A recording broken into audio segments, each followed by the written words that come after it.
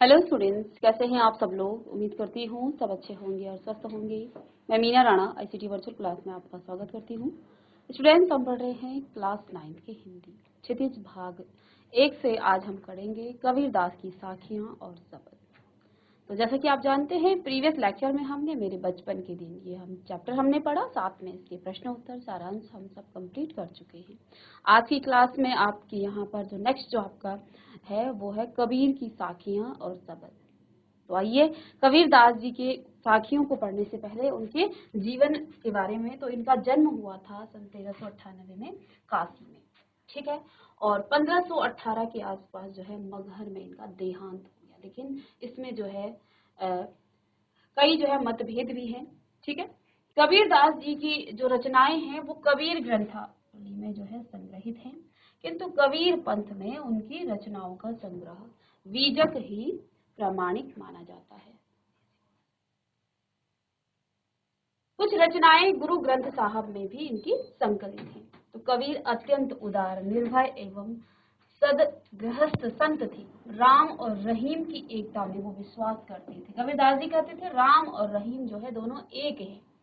ईश्वर के नाम पर चलने वाले हर तरह के पाखंड, भेदभाव और कर्म कांड का खंडन इन्होंने किया है। जो हम क्या करते हैं, ईश्वर के नाम पर कर्म कांड करते हैं, भेदभाव करते हैं, पाखंड करते हैं, साथ में जो कर्म कांड और खंडन, सबका इन्होंने खंडन किया है। उन्होंने अपने काव्य में धार्मिक एवं सामाजिक भेदभाव से मुक्त मनुष्य की कल्पना की। ईश्वर प्रेम, ज्ञान एवं वैराग्य, गुरु भक्ति, सत्संग और साधु महिमा के साथ आत्मबोध और जगत बोध की अभिव्यक्ति उनके काव्य में हुई है। आपने छोटी क्लासेस में भी कबीरदास की साखियां, उनके दोहे पढ़े हैं, और अभी यहाँ पर हम उनकी साखियां और शब्द पढ़ेंगे। कबीर की भाषा की जो सहजता है ही उनका काव्यात्मक जो की शक्ति है। उनकी काव्य की शक्ति क्या है कि वो सहजता से जो है काव्य की रचना करते हैं। जन भाषा के निकट होने के कारण उनकी काव्य भाषा में दार्शनिक चिंतन को सरल ढंग से व्यक्त करने की ताकत है।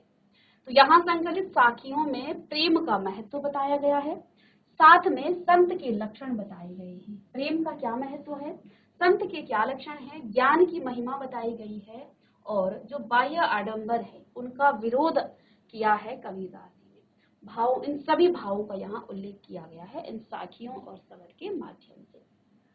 पहले शब्द में या पहले पद में जो बाह्य आडंबर है उसका विरोध किया है कबीरदास जी ने, और अपने भीतर ही ईश्वर की व्याप्ति का संकेत है। तो दूसरे शब्द में ज्ञान की आंधी के रूप के सहारे जो है ज्ञान के महत्व का इन्होंने वर्णन किया है, ठीक है। कबीर कहते हैं कि ज्ञान की सहायता से मनुष्य अपनी दुर्बलताओं से मुक्त होता है, ठीक है। तो आइए कबीरदास की इन साखियों और शब्द को हम पढ़ते हैं। तो पहले यहाँ आपके पास साखियां दी गई हैं और इसके बाद कबीरदास की कुछ शब्द हैं। चलिए, कबीरदास जी कहते हैं, मान सरोवर सुभर जल, हंसा कैली कराही, मुक्ता फल मुक्ता चुगे, अब उड़ी अनत न जाए। प्रेम ढूंढत प्रेमी ढूंढत मैं फिरूं, प्रेमी मिले न कोई, प्रेमी को प्रेमी मिले, सब विष अमृत होई। हस्ती चढ़िए ज्ञान को सहज दुलीचा डारी, स्वान रूप संसार है, भूखन दे झक मार। आगे कबीरदास जी कहते हैं, पखा पखी के कारणे सब जग रहा भुलान, निरपख होई के हरि भजे, सोई संत सुजान। आगे कहते हैं, हिंदू मुआ राम कही, मुसलमान खुदाई, कहे कबीर सो जीवता, सो दुह के निकट न जाए। काबा फिरी काशी भया, राम ही भया रहीम, मोट चून मैदा भया, बैठी कबीरा जी। ऊंचे कुल का जन्मिया, जय करनी ऊंच न होई, सुगरन कलश सुरा भरा, साधु निंदा हुई। तो ये है कबीरदास की साखियां, और साथ में यहाँ कबीरदास के शब्द हैं। मोको कहाँ ढूंढे बंदे, तो इसको हम नेक्स्ट क्लास में पढ़ेंगे, ठीक है। तो आज की क्लास में यही हम करेंगे यहाँ पर साखियां। तो पहली साखी को आप लिखिएगा, मान सरोवर सुभर जल, हंसा कैली कराही, मुक्ता फल मुक्ता चुगे, अब उड़ी अनंत न जाए। तो लिखेंगे इस साखी को, मान सरोवर सुभर जल, हंसा कैली कराही। मुक्ता फल मुक्ता चुके, अब उड़े अनंत न जाए। तो यहाँ कुछ शब्दार्थ भी लिख लेंगे। सुभर यानी कि अच्छी तरह से, यहाँ पर आप लिखेंगे, मैं नंबर डाल देती हूँ। सुभर यानी कि अच्छी तरह से भरा हुआ।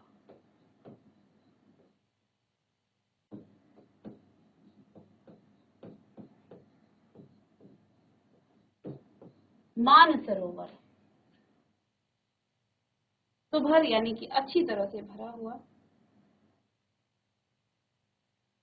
दूसरा यहाँ पर आपका कैली, कैली यानी क्रीड़ा, खेलना। ठीक है।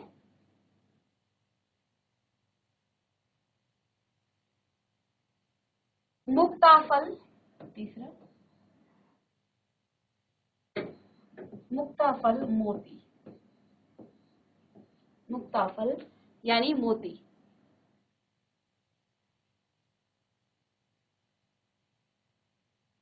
तो कुछ कठिन शब्द हैं। सुभर यानी कि अच्छी तरह से भरा हुआ, कैली यानी आपका क्रीड़ा या खेल, मोती मुक्ताफल। तो यहाँ पर कबीरदास जी आप जब प्रसंग लिखेंगे तो क्या लिखेंगे कि प्रस्तुत साखी हमारी क्षितिज भाग 1 से कबीरदास की साखियों से लिया गया है और इसकी जो रचयिता है, इसके जो कवि हैं वो कबीरदास जी हैं।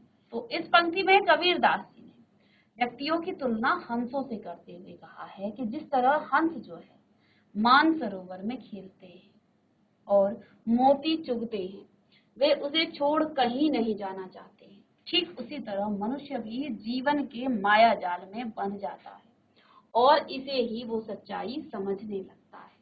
तो यहाँ कबीरदास जी ने क्या कहा है मान सरोवर सुभर जल, हंसा कैली कराही, मुक्ता फल मुक्ता चुगे, अब उड़ी अनंत न जाए। तो हंस जो है मान सरोवर में खेलते रहते हैं, मान सरोवर सुभर जल। ठीक है। हंसा कैली कराही, हंस जो है मान सरोवर में क्या करते हैं, वो उस मान सरोवर को छोड़ करके कहीं भी नहीं जाते हैं, वो वहां मोती चुगते रहते हैं और वे उसे छोड़कर कहीं जाना नहीं चाहते हैं। ठीक उसी तरह मनुष्य भी जो है क्या करता है, जीवन की माया जाल में बंध जाता है और वो इसे ही सच्चाई समझने लगता है। ठीक है। तो मनुष्य जो है इस माया जाल में फंसा हुआ है। किस प्रकार की माया जाल में, ये मेरी माँ है, पिता है, ये मेरे बेटा है, इस तरह से जो है ये पूरा माया में बंधा हुआ है मनुष्य। ठीक है। लेकिन अंत तो जो है सच्चाई से वो क्या है, दूर है। सच्चाई जानते हुए भी वो इस माया जाल में फंसा हुआ है। यहाँ कबीरदास जी ने कहा है कि जैसे हंस जो है तालाब को ही अपनी दुनिया समझ लेते हैं कि वो मान सरोवर ही उसका सब कुछ है, वही जो है अब वो उसी में खेलता है और उससे वो कहीं जाना भी नहीं चाहता है। ठीक है ना। ऐसे ही मनुष्य भी इस माया जाल में फंसा हुआ है, वो भी इस माया जाल को छोड़ करके कहीं भी जाना नहीं चाहता है। तो पहला जो साखी है उसका यहाँ पर यह अर्थ है। नेक्स्ट यहाँ पर सेकंड, फिर कहते हैं कबीरदास जी, प्रेमी ढूंढते मैं फिरूं, प्रेमी मिले न कोई, प्रेमी को प्रेमी मिले सब विस्मृत होए। तो अब कबीरदास जी क्या कहते हैं कि मैं प्रेमी को यानी ईश्वर को ढूंढना बहुत मुश्किल है। ठीक है। कबीरदास जी ने कहा कि मैं प्रेमी को प्रेमी ढूंढत मैं फिरूं, प्रेमी मिले ना कोई। कहते हैं मैं ईश्वर को ढूंढने फिरा, प्रेमी यहाँ ईश्वर को कहा है कबीरदास जी ने कि मैं ईश्वर को ढूंढने चला, लेकिन प्रेमी मिले ना कोई, लेकिन ईश्वर मुझे कहीं भी नहीं मिला। प्रेमी को प्रेमी मिले सब विस्मृत हुए, लेकिन जब मुझे ईश्वर की प्राप्ति हुई तो मेरे जितनी भी कठिनाइयां थी, जितनी भी परेशानियां थी, जितने भी दुख थे, वो सब दूर हो गए। यानी ईश्वर की प्राप्ति के बाद मेरे सारे कष्ट दूर हो गए।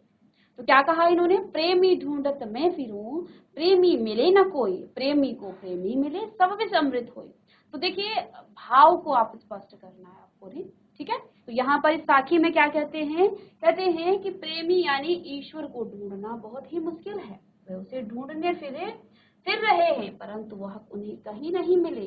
लेकिन जब प्रेमी रूपी ईश्वर मिल गए तो उनका सारा विष यानी उनके सारे कष्ट जो हैं दूर हो गए, वो अमृत में बन गए, सुख में वो बदल गया, सुख में वो परिवर्तित हो गया।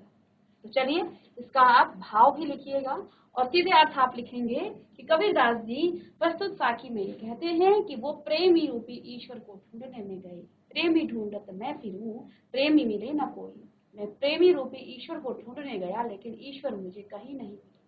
लेकिन जब उन्हें ईश्वर की प्राप्ति हुई, भगवान की प्राप्ति हुई, तब क्या कहते हैं, सब विष अमृत हो। जैसे ही उन्हें ईश्वर रूपी प्रेमी मिले, ऐसे ही उनके सारे कष्ट जो है, अब देखिए ईश्वर की जब प्राप्ति हो जाती है किसी को, तो वो जो है उसे ज्ञान की प्राप्ति हो जाती है, और जब ज्ञान की प्राप्ति हो जाती है तो हम जो है हमारे सारे दुख, सारे कष्ट जो है दूर हो जाते हैं। ठीक है, और हमारा दुख और कष्ट क्या है, ये माया जाल है। ठीक है, ईश्वर रूपी हमारा जो अज्ञानता है उसी से हमें दुख होता है। यदि हम ज्ञानी होते तो हमें दुख नहीं होता, लेकिन ईश्वर रूपी प्रेमी के मिल जाने से उन्हें ज्ञान की प्राप्ति हुई, और जब ज्ञान की प्राप्ति होती है तो सारे दुख जो है, स्वयं ही कष्ट जो है सारे दूर हो जाते हैं। चलिए आगे यहाँ कबीरदास जी कहते हैं, हस्ती चढ़िए ज्ञान को सहज दुली चाडारी, स्वान रूप संसार है भूखन दे झगमार।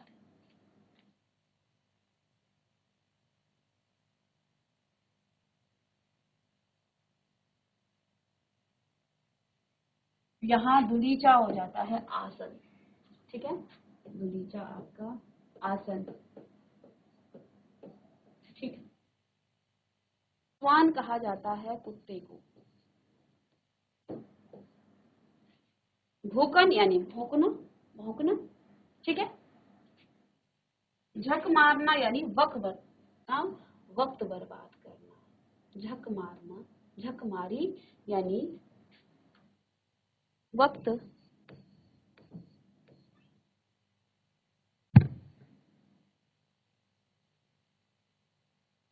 बर्बाद करना।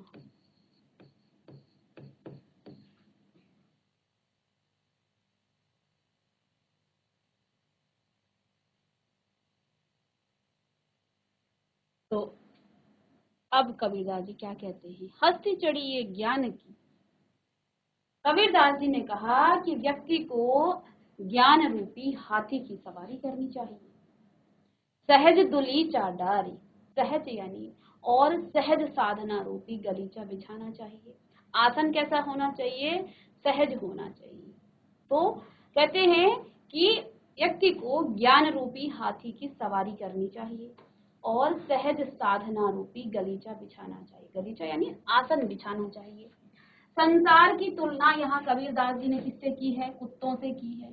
क्यों कहा है, कहते हैं कुत्तों से की गई है जो आपके ऊपर भौंकते रहेंगे, कुछ ना कुछ आपको कहते रहेंगे, जिसे अनदेखा कर चलते रहना चाहिए। एक दिन वे स्वयं ही झक मार कर चुप हो जाएंगे, अपना वक्त बर्बाद करके वो चुप हो जाएंगे।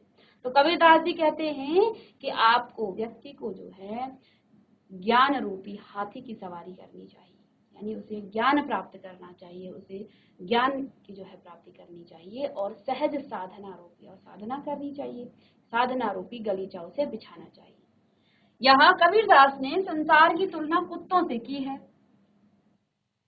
कहते हैं कुत्ते तो भौंकते रहते हैं, जब आप चलते हैं ना किसी गली में तो कुत्ते जो है भौंकते रहते हैं। अब यदि उन पर आप ध्यान देंगे तो फिर आप गली के हर घर पर जो है आपको रुकना पड़ेगा, तो आपका समय जो है बर्बाद हो जाएगा। इसलिए आपको जो है उन लोगों से, जो आपके समाज में कुछ आपके पास बोलते रहते हैं, आपको कुछ ना कुछ बोलते रहते हैं, तो उनके ऊपर आपको जो है ध्यान नहीं देना है, आपको उन्हें अनदेखा करते हुए चलते रहना है। एक दिन वे स्वयं ही झक मार कर, यानी अपना वक्त बर्बाद करते रहेंगे तुम्हारे ऊपर, और एक दिन वे स्वयं ही चुप हो जाएंगे। तो यहाँ कबीरदास जी कहते हैं कि संसार की परवाह ना करके आपको ज्ञान प्राप्त करना चाहिए, अपने रास्ते पर चलते रहना चाहिए, और सहज साधना रूपी आपको जो है आसन बिछाना चाहिए, यानी आपको ज्ञान प्राप्त करना चाहिए और साधना आपको करनी चाहिए। ठीक है, चलिए तो भाव लिखें।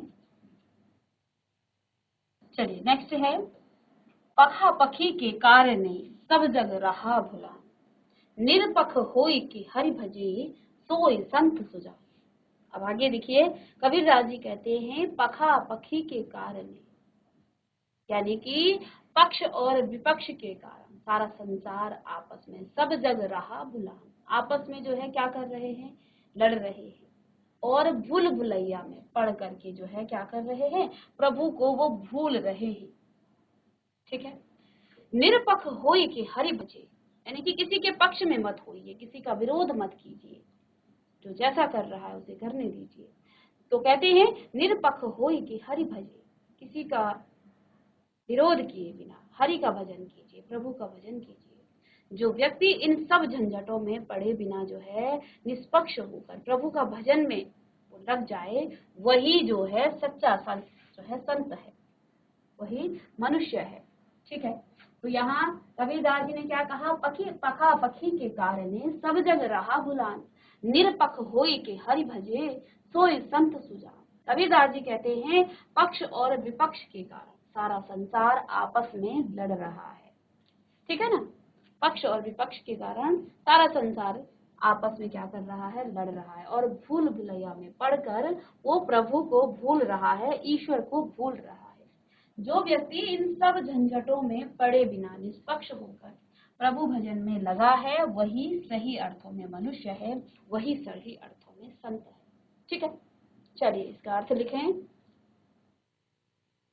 आगे कबीरदास जी कहते हैं हिंदू मुआ राम कही, मुसलमान खुदाई, कहे कबीर सो जीवता, दुह के निकट न जाए। अब कबीरदास जी कहते हैं हिंदू क्या करता रहता है, राम राम करता है। हिंदू मुआ राम राम, वो राम राम का भजन करता रहता है। मुसलमान खुदाई, और मुसलमान जो है खुदा खुदा करते रहते हैं, उन्हें कुछ भी हासिल नहीं होता है। कबीरदास जी कह रहे हैं कहे कबीर सो जीवता, वही जो है जीवित के समान है, जो दोनों के निकट न जाए, जो दोनों को जो है भिन्न न समझे कि अलग अलग राम और रहीम जो है दोनों अलग हैं, जो दोनों को जो है अलग अलग ना समझे, वही वास्तव में जीता है। तो कहते हैं हिंदू जो है राम राम करके जो है वो भजन करते रहते हैं, और मुसलमान खुदा खुदा करके वो दोनों ही, कोई राम राम करके और कोई खुदा खुदा करके मर जाते हैं, लेकिन उन्हें कुछ भी हासिल नहीं होता।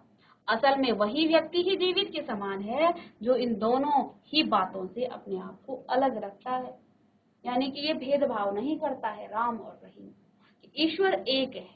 यहाँ कबीरदास जी संदेश देते हैं कि राम और रहीम भिन्न नहीं है, राम और रहीम सेम है, वो ईश्वर एक है, नाम उसके अलग अलग हैं। ठीक है, वो तो कहते हैं जो इन दोनों बातों से अपने आप को अलग रखता है, वास्तव में जो है वही मनुष्य है, वही जो है जीता। चलिए तो नोट करें। आगे देखिए, आगे कबीरदास जी कहते हैं कावा फिरी काशी भया, राम ही भया रहीम, मोट चुन मैदा भया, बैठी कबीरा जी। कबीरदास जी ने क्या कहा कि आप तो काबा जाएं या काशी जाएं। काबा जो है मुसलमानों का एक पवित्र तीर्थ स्थल है, और काशी हिंदुओं का पवित्र तीर्थ स्थल है। तो दोनों आप चाहे काबा जाएं या काशी जाएं, राम भजे या रहीम भजे, दोनों का अर्थ समान ही है। यहाँ एक उदाहरण से कबीरदास जी कहते हैं कि गेहूं को पिसने से आप उसका आटा बना देते हैं, लेकिन उसी गेहूं को, उसी आटे को और आगे आप पीसेंगे तो वो मैदा हो जाता है। लेकिन देखिए दोनों का काम क्या है, दोनों ही खाने के काम आते हैं। ठीक है, दोनों ही खाने में प्रयोग में आते हैं, यानी कि दोनों ही अर्थों में आप प्रभु के ही दर्शन करेंगे, चाहे आप काबा जाएं चाहे आप काशी जाएं। तो जिस प्रकार से गेहूं को आप पीस देते हैं वो आटा बन जाता है, और आटे को और आप महीन कर दें, बारीक कर दें, तो वो आपका मैदा बन जाता है। यहाँ पर आटा और मैदा दोनों ही एक ही प्रयोग में जो है एक ही जगह को काम आते हैं, खाने के ही काम आते हैं। ऐसा तो नहीं है आप मैदा का कहीं और प्रयोग कर रहे हैं और आटे का, दोनों ही खाने में ही उपयोग आते हैं। तो ऐसे ही चाहे आप राम को भजें चाहे आप रहीम को भजें, दोनों ही आपको ईश्वर तक पहुंचाने के रास्ते आपको दिखाते हैं। चाहे आप काबा जाएं चाहे आप काशी जाएं, दोनों ही जो है एक ही बात है। ठीक है, तो यहाँ राम और रहीम के एक होने की यहाँ पर कबीरदास जी ने बात की है कि राम और रहीम वास्तविक में एक हैं। जिस प्रकार से चलिए, तो यहाँ कबीरदास के कुछ आपने यहाँ साखियों को पढ़ा, साथ में एक साखी यहाँ पर और है। तो देखिए ऐसे लिखिए, ऊंचे कुल का जन्मिया जय करनी ऊंच न होय, उच्च न होय, सुमिरन कलश सुरा भरा साधु निंदा सोय। तो कबीरदास जी अब यहाँ पर क्या कहते हैं कि ऊंचे कुल में जन्म लेने से कोई व्यक्ति जो है ऊंचा नहीं होता है। यदि उसकी करनी यानी उसके कर्म ऊंचे नहीं है तो आप उसे जो है उच्च व्यक्ति नहीं कहेंगे। तो यहाँ कबीरदास जी ने कहा कि केवल उच्च कुल में जन्म लेने से कुछ नहीं होता, उसके कर्म ज्यादा मायने रखते हैं। अगर वह व्यक्ति बुरे कर्म करता है तो उसका कुल जो है अनदेखा कर दिया जाता है। ठीक उसी प्रकार जिस तरह सोने के कलश में रखी शराब भी शराब ही कहलाती है। सोने के कलश में भरी शराब को आप शुद्ध नहीं कहेंगे, वो उस कलश को भी क्या कर देता है, अशुद्ध कर देता है। ठीक है, तो ऐसे ही किसी उच्च कुल में जन्म लेने से आप जो है यदि आपके कर्म अच्छे नहीं हैं तो फिर आप ऊंचे नहीं कहलाते हैं। तो ये थी कबीरदास की साखियां। तो अब मिलते हैं नेक्स्ट लेक्चर में कबीरदास के शब्दों के साथ। तब तक के लिए thank you and have a nice